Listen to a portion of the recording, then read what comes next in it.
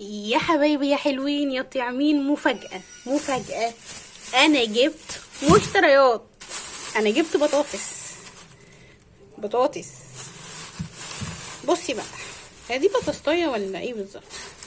بصي بقى، ما تفكريش تستنصحي وتخشي على الراجل تقولي له البطاطس دي تحمير ولا لا، لانه طبيعي هيقولك ايه دي تحمير طبيعي. فانتي خلي عندك مبدأ، البطاطس الغالية تحمير، البطاطس الرخيصة مش تحمير.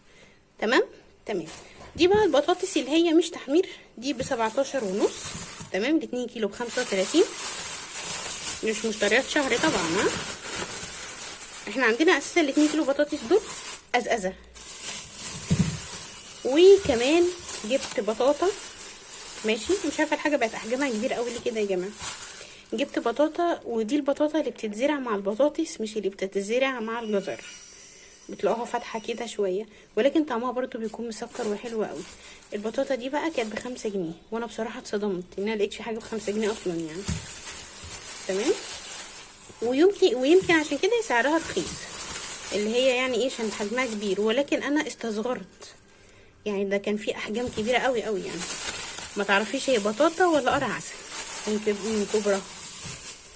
الميزانيه ما بقتش مستحمله يا جماعه منظره، فالواحد دلوقتي بقى بيجيب اللي قادر ان هو يجيبه. بصوا عشان نبقى متفقين، انا طبعا عملت زي اي بيت زي اي ست بيت شاطره، وقلت بقى انزلي كده في البدري وخلصي حاجتك في البدري. تمام. الشقيان كسبان. نزلت ملقتش حاجه بصراحه، لقيت سوق كله فاكهه، بجد السوق كله فاكهه. فانا طبعا هضطر ان انا هنزل تاني، ولكن اشتريت ايه بقى؟ اشتريت سمك يا جماعه. السمك الوسط ده ب93 جنيه اهو. بصوا السمك ده الحجم ده الوسط ب93 جنيه، وفي بقى ب97، وفي اسعار اقل من كده يعني برضو 91 مثلا. ولكن ب93 جنيه. مش عارفه الحاجه سعرها غالي قوي كده. طبعا انا ايه بنضفه عند الراجل. تمام. بس مش دي يعني تنظيف اللي هو يشيل الحاجات عنده، لكن طبعا انا بغسله حلو قوي، وبنغسله لما يقول يا بس.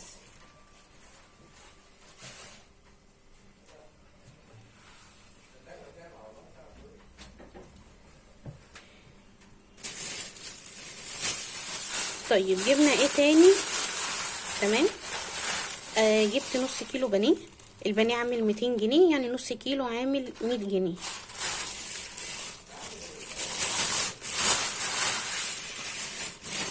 وجبت كمان دي كبدة، اللي هي الكبدة المجمدة دي. تمام. النص كيلو عامل 75 جنيه، يعني هي عاملة 150 جنيه. وجبت كمان لحمة مفرومة منهم. الربع ده عامل بسم الله اللهم صل على سيدنا محمد عليه الصلاة والسلام، عامل 60 جنيه. تمام. يعني هي تبقى عاملة 240 جنيه. عندنا جزار بيبيعها برضو ب240 جنيه، اللي هي اللحمة العادية، ولكن بصراحة مش مرتاحة له. انا مش مرتاحة له. تمام. فنبقى مش مرتاحين بمش مرتاحين، يبقى نجيب اللي احنا شاكين فيها من الاساس.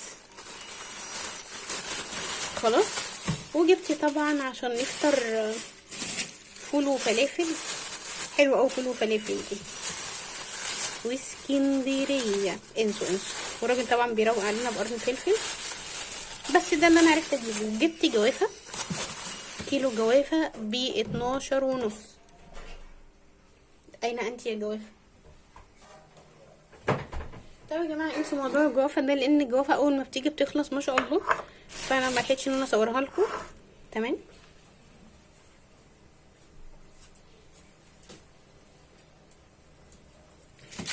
وجبت كمان البصل ده. البصل ده انا لقيته الكيلو ب10 جنيه. تمام. يعني انا عشان انا عندي بصل مفرزه، فانا جبت 2 كيلو بس. حلو لحد هنا؟ لا مش حلو. وانا بقى ايه يعني بلف كده عشان اشوف الحاجه، بعد كده لقيته شاري اليافطه وحط 12.5. حلو. يلا مفيش مشكله. المهم اخر لفه كان حاطط عليه 17.5، ولكن انا لحقته وهو ب10 جنيه. طبعا هي نفس البصله وهو نفس الراجل. فانتوا بقى تعملوا ايه؟ هتستنوني لما بقى الناس تفتح شويه، هنزل اجيب بقيه الحاجه ونستعرض اسعارها مع بعضينا. انتظروني. يلا بينا نستكمل بقى ايه المشتريات. تمام، جبنا حاجات من الاساسيات.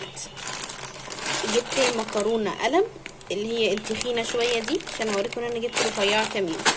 ماشي، جبت منها كيسين. شعريه، المكرونه الصغيره دي جبتها سايبه. ماشي، كيلو كان ب19 جنيه، فانا قلت هجربها يعني. ملح طبعا، فاصوليا، جبت نص كيلو فاصوليا. ده بقيه المكرونه، بقيه الكيلو. تمام، جبت كمان 2 كيلو من الرز. ده الرز ده ب29 جنيه.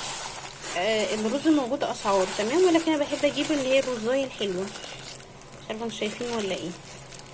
فالرزايه دي ب29 جنيه. وجبت كمان عدس بجبه هنبقى نعمل كشري. عندنا المكرونه الصغيره، وعندي المكرونه الاسباجيتي، وعندي المكرونه اللي هي البصل.